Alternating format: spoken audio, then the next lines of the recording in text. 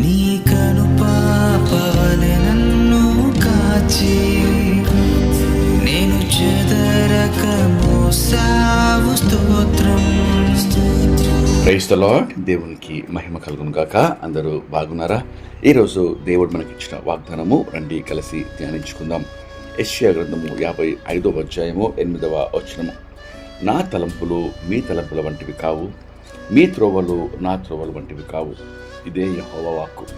ఆకాశంలో భూమికి పైన ఎంత ఎత్తుగా ఉన్నవో మీ మార్గముల కంటే నా మార్గములు, మీ తలంపుల కంటే నా తలంపులు అంత ఎత్తుగా ఉన్నవి.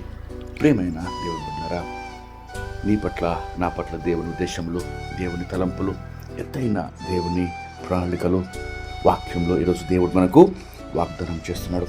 నిజమే, అనేక సార్లు మన సొంత తలంపులతో, సొంత ఆలోచనలతో పరిగెడుతూ ఉంటాం. సామెతలు 14:12లో స్పష్టంగా దేవుని వాక్యం ఈ రీతిగా రాయబడి ఉన్నది.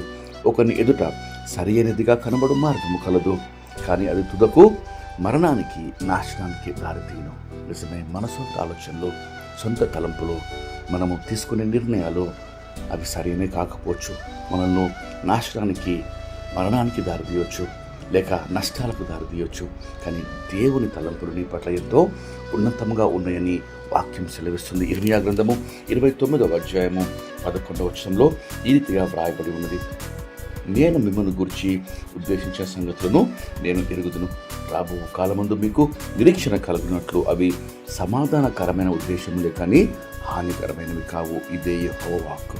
నిజమే, దేవుని తలంపుల కొరకు, దేవుని ఉద్దేశాల కొరకు, నీ పట్ల దేవుని ఆలోచనలు, దేవుని యొక్క గొప్ప ప్రణాళిక కొరకు మనము కనిపెట్టినప్పుడు దేవుడు తన ఆలోచన, తన ప్రణాళిక నీ జీవితంలో నెరవేర్చి నిన్ను గొప్పగా, మరి తనకు మహిమాకరంగా, మరి సమాధానము, సంతోషము, నెమ్మది గల వ్యక్తిగా చేసి అనేకులకు ఆశీర్వాదకరంగా మార్చగలడు.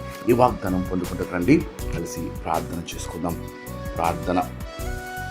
మహాపరిశుద్ధమైన మా ప్రేమ పరలోకపు తండ్రి, మీరు ఇచ్చిన శ్రేష్టమైన వాగ్దానంపై మీకు ఎంతో స్తోత్రం చెల్లిస్తున్నామయ్యా. ప్రభా, నా తలంపులు మీ తలంపుల వంటివి కావు, మీ త్రోవలు నా త్రోవల వంటివి కావు అని మీరు వాక్యంలో సెలవిస్తారు. ఆకాశము కంట ఉన్నతముగా ప్రభా మాపై మీ తలంపులు ఉన్నాయి ప్రభా. కాబట్టి మీకు ఎంతో స్తోత్రం చెల్లిస్తున్నాం దేవా. మీ తలంపులు ఎరుగుటకు, మీ ఆలోచనలో మా పట్ల మేము తెలుసుకుంటూ మాకు జ్ఞాన హృదయము దయచేయమని వేడుకొచ్చున్నాం దేవా.